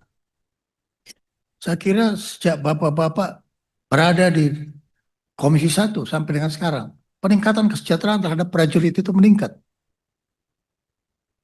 Semua prajurit yang mengalami victimize, baik tewas maupun korban, itu ada di dalam asuransi dan ada di dalam suatu perawatan kesehatan yang cukup. Kemudian yang berkaitan dengan sarana prasarana. Memang kami mengakui, bapak-bapak dan ibu-ibu sekalian, pada waktu yang lalu kita itu hanya membeli alat, tapi tidak membeli harwat. Harwat itu adalah pemeliharaan dan perawatan. Jadi pesawat tempur ada, tapi tidak bisa menembak. Itu yang saya bilang, kita punya alat tapi tidak punya harwat. Sekarang tidak bisa. Kita beli sistem. Kita beli alat yang seperti tadi disampaikan, dan saya kira bapak-bapak yang hadir juga bisa melihat bagaimana misail itu melengkapi dari peralatan itu. Yang tadinya kita tidak, hanya ada alat. Terbang flypass tapi tidak punya alat. Sekarang sudah dilengkapi dengan alat. Kemudian juga saya ingin menyampaikan mengenai aset. Tadi disinggung sedikit Sekarang kita revitalisasi aset. Bapak-bapak, ibu-ibu mungkin mendengar sepintas lalu. TNI Angkatan Udara punya aset 100 sekian ribu hektar dipakai oleh pengusaha untuk bikin pabrik gula. Dan sekian lama tidak bayar PNBP. Sekarang kita ambil alih. Dan kita ambil alih bukan untuk kehendak militer, tapi kehendak dari rakyat melalui BPK. Jadi BPK yang meminta kepada kita. Dan sekarang sudah kita ambil alih dan kita kembalikan kepada negara. Bukan kita pergunakan. TNI tidak perlu berbisnis. Karena sudah ada diatur di dalam Undang-Undang Nomor 3 tahun 2025. Kemudian Harwat ini, betul Bapak-Bapak sekalian, kita membangun batalion, itu sekarang dengan Harwat. Kompi konstruksi, itu sudah dilengkapi dengan eskavator.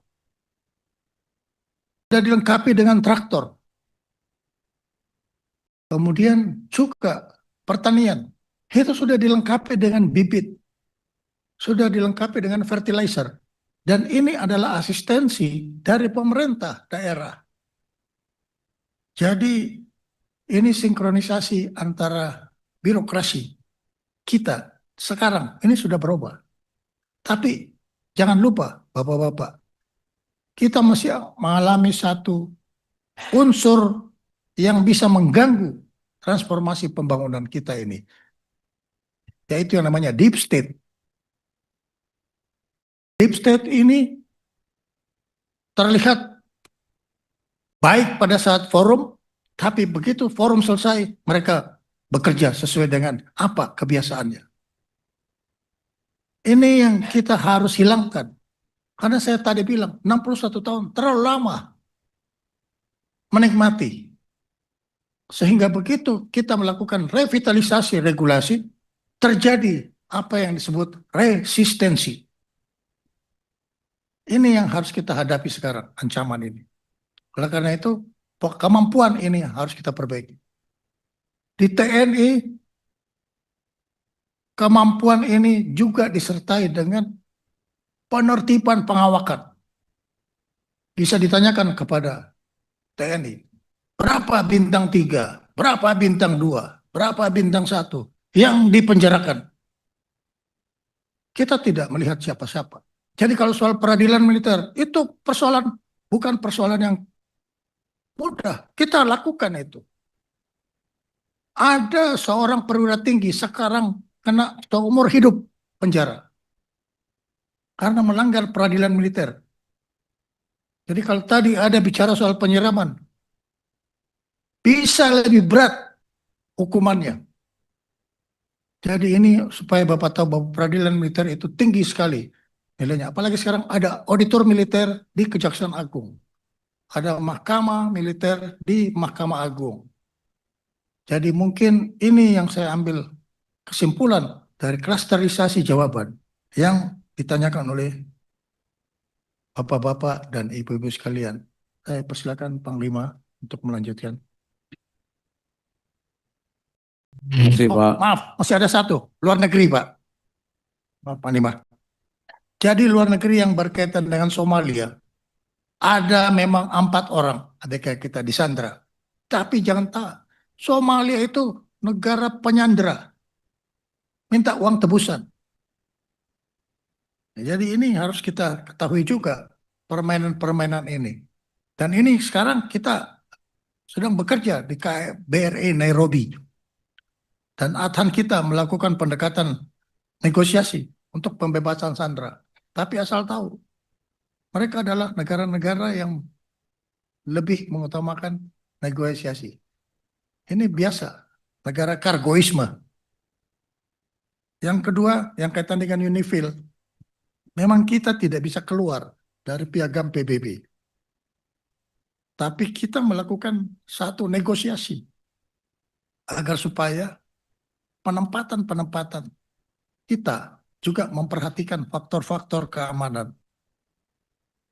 Sedangkan yang kaitan dengan AUKUS, Saya memang tidak bisa memberi kepastian jawaban karena Amerika pun melarang Iran untuk memperkaya nuklir. Jadi kita tidak bisa, oh kau melarang orang tapi kau sendiri punya nuklir.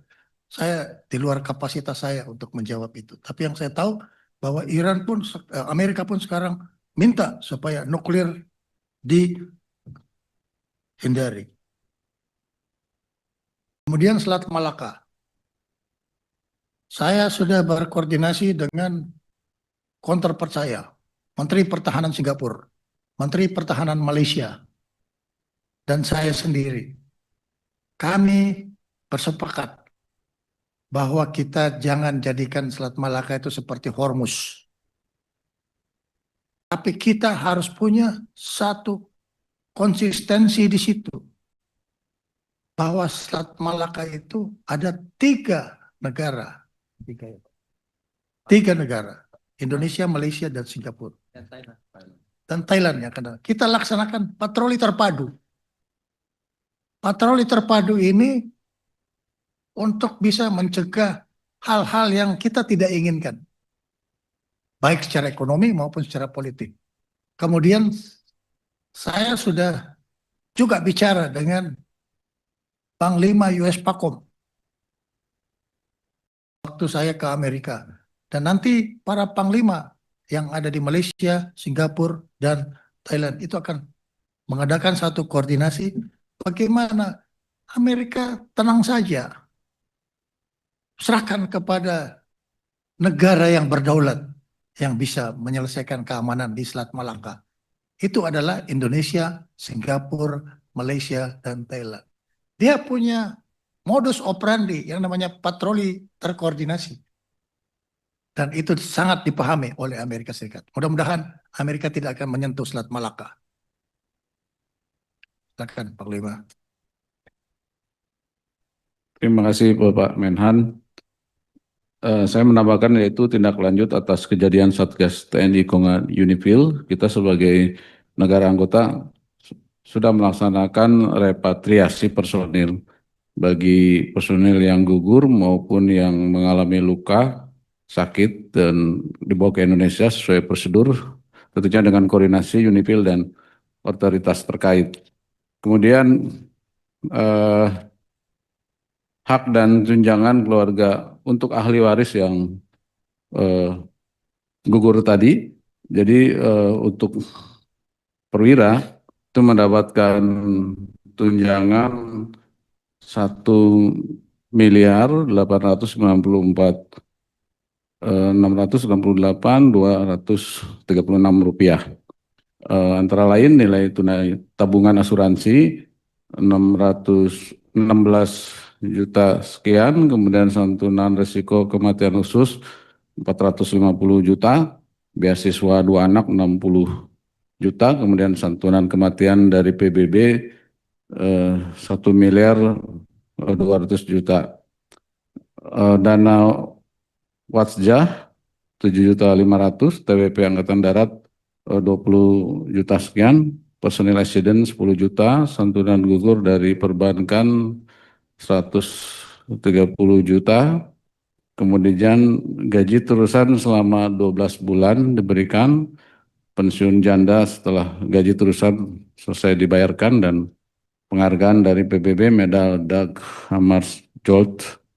Dan tadi juga dipertanyakan bagaimana anaknya dan akan diberikan beasiswa sekolah dari Bapak Presiden sampai universitas. Terima kasih. Pak Menhan, masih ada yang mau ditambahkan dari para kepala staf? Ya silakan. Terima kasih Pak.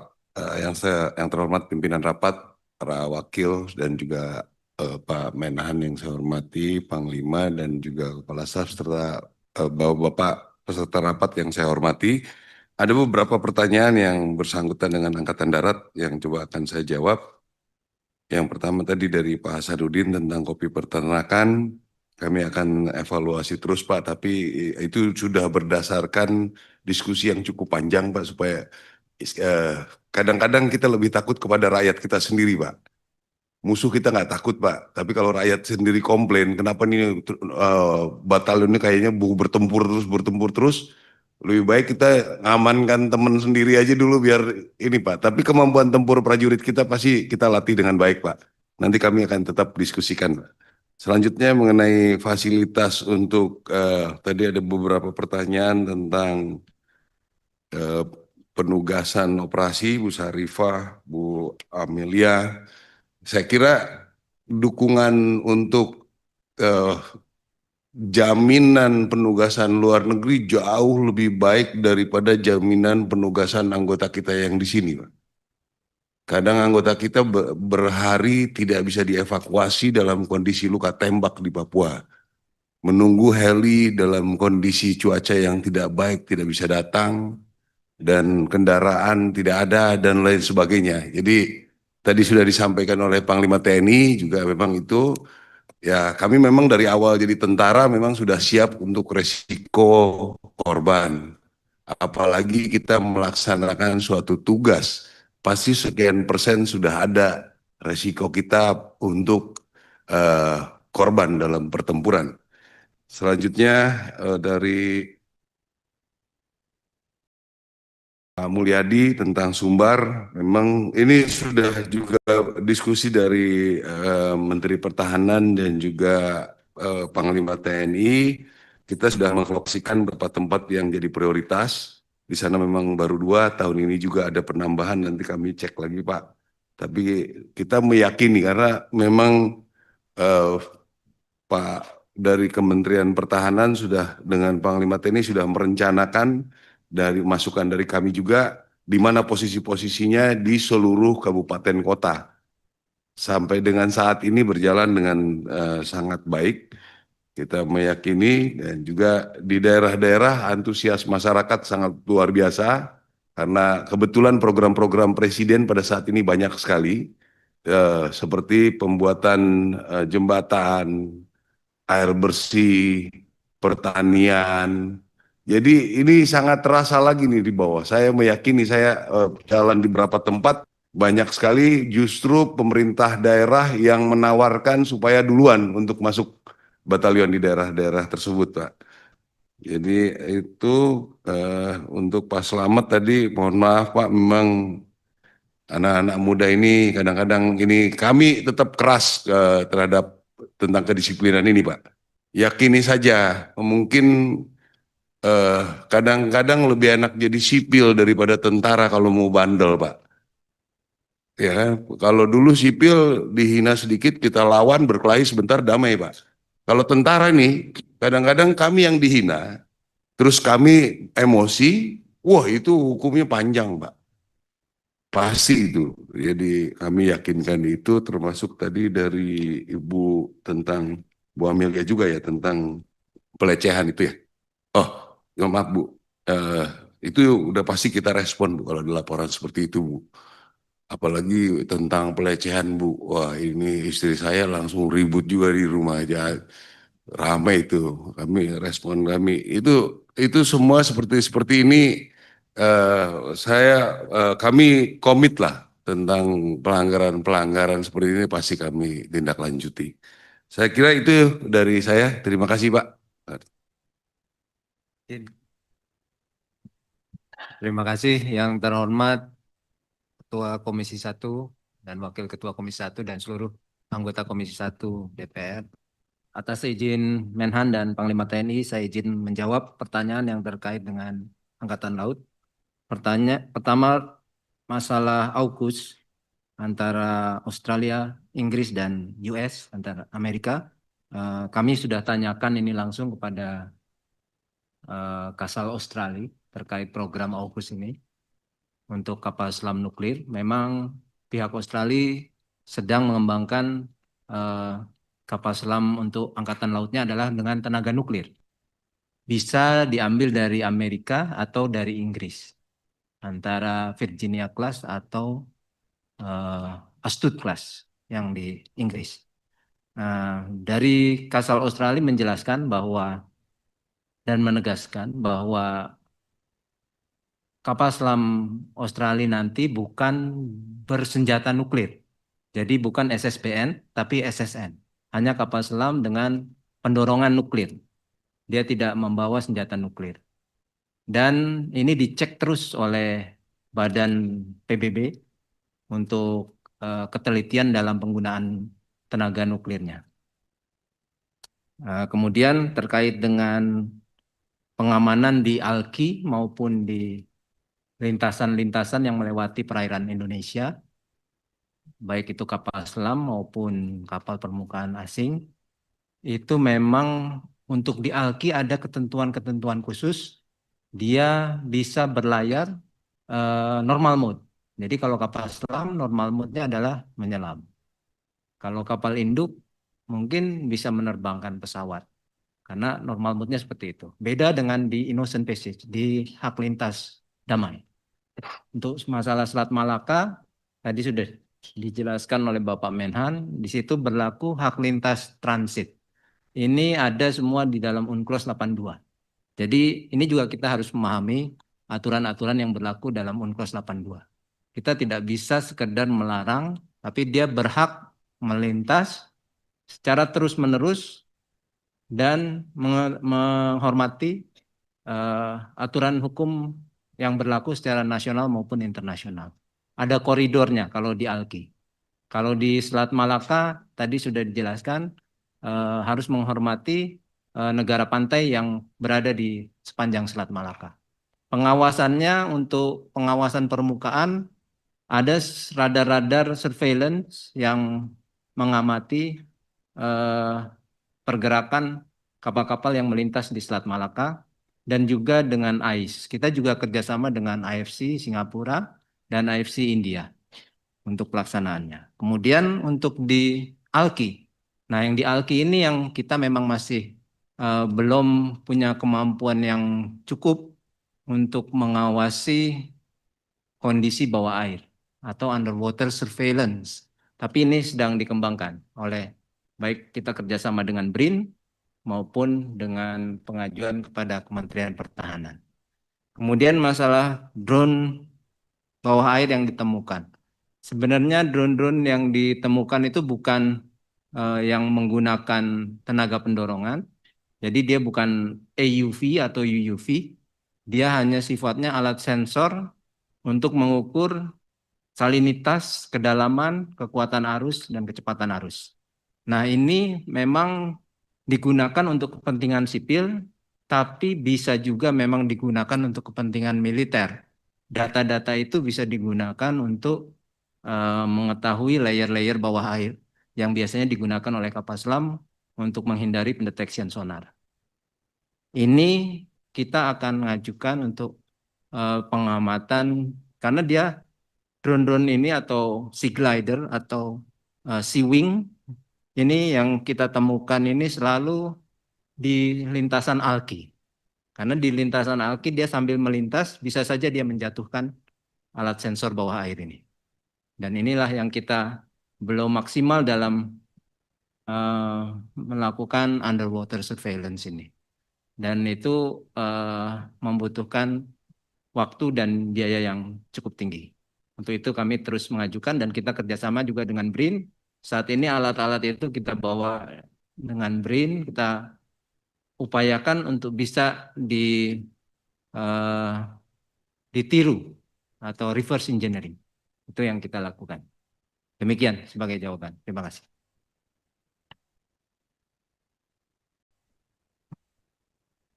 Mohon izin yang terhormat Bapak Pimpinan Rapat beserta seluruh peserta rapat, atas izin Bapak Menhan dan Bapak Panglima TNI, izin kami menanggapi beberapa pertanyaan yang terkait dengan Angkatan Udara. Tadi sudah disampaikan yang pertama pertanyaan dari Ibu Amelia terkait dengan existing radar kita. Kami ada datanya Ibu, nanti kami berikan apabila Ibu membutuhkan. Dan masalah pemantauan udara ini sudah menjadi concern Bapak Presiden. Dan kita mendapatkan penambahan radar sehingga nanti 2028 maksimal 2029 tidak ada lagi area di seluruh Indonesia yang kosong, tidak terpantau atau blind spot. Sehingga penambahan alutsista ke depannya juga sudah diarahkan dan sudah menjadi concern dari Bapak Presiden. Kemudian yang kedua, dari Ibu Nurul Arifin terkait dengan Lanut Suwondo. Kami mengucapkan terima kasih dari Komisi 1 telah berkunjung ke Lanut Suwondo Medan dengan Lanut Rusmin Nuryadin Pekanbaru. Kami memandang begitu strategisnya Lanut Suwondo untuk operasi Angkatan Udara. Makanya saat ini sudah dinaikkan menjadi Lanut tipe A.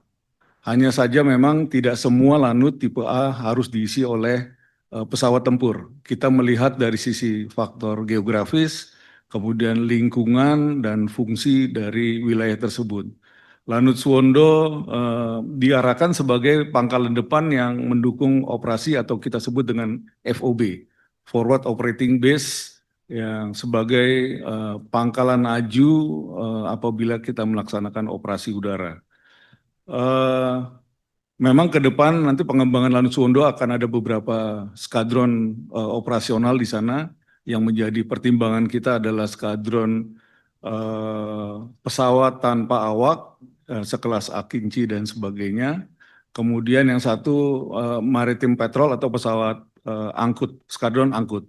Karena di Sumatera Utara itu kami anggap penting untuk memperkuat pengawasan khususnya di Selat Malaka, kemudian memperkuat mobilitas pasukan logistik, dukungan operasi SADR atau penanggulangan bencana, serta respon yang cepat terhadap kontingensi. Kita tidak menempatkan pesawat tempur di sana karena memang Lanut Suwondo sudah berada di tengah kota Medan dan kalau ada pesawat tempur di sana kebisingan cukup tinggi, dampaknya banyak terhadap lingkungan. Kemudian yang berikutnya kami menanggapi yang disampaikan oleh Pak Budi bahwa benar Lanut Rusmin ditempatkan pesawat Rafale kita dan semua alutsista yang diadakan seperti tadi sudah dijelaskan oleh Bapak Menhan bahwa kita mempertimbangkan faktor interoperabilitas. Apa yang kami laksanakan juga bisa terintegrasi dengan operasi 3 matra baik pasukan darat kemudian dengan kapal-kapal yang melaksanakan operasi juga. Selain itu juga interoperability intern dari pesawat-pesawat angkatan udara. Seperti data link yang kita butuhkan, kita juga memperhatikan hal tersebut. Kemudian masalah rekrutmen awak pesawat, pilot, kami memprioritaskan pendidikan-pendidikan yang terbaik untuk mereka dari mulai kita merubah rekrutmen sistem pendidikan sekolah penerbang dari mereka taruna sehingga diharapkan penerbang-penerbang muda selesai mereka praspa sudah bisa menjadi penerbang tempur dan siap operasional di skadron-skadron tempur. Dan yang terakhir yang disampaikan Pak Dev, masalah aset yang berada di underground, tentunya kami TNI membangun aset harus di lahan yang clear dan clean yang dimiliki oleh TNI. Kami tidak mungkin membangun aset di lahan yang bukan milik TNI, misalnya milik masyarakat atau bukan kepemilikan dari TNI. Itu saja yang bisa kami jelaskan. Terima kasih Bapak. Bapak Ketua Komisi sebagai pimpinan rapat, sebelum mengakhiri kami laporkan terakhir bahwa Panglima TNI telah mengadakan mutasi jabatan untuk para perwira tinggi di bulan Maret ini sebanyak 270 orang per surat keputusan Panglima 468 Romawi 3 2026 dan juga sudah mengusulkan kepada Bapak Presiden 104 perwira tinggi yang akan menduduki jabatan-jabatan. Artinya kita terus mengadakan revitalisasi personil. Kita tidak lihat lagi senior, junior, tapi kita lihat prestasi dan reward mereka. Terima kasih, Bapak. Baik, terima kasih Pak Menhan, Panglima, Pak Kepala Staf Angkatan Darat, Pak Kasal, dan Pak Kasau.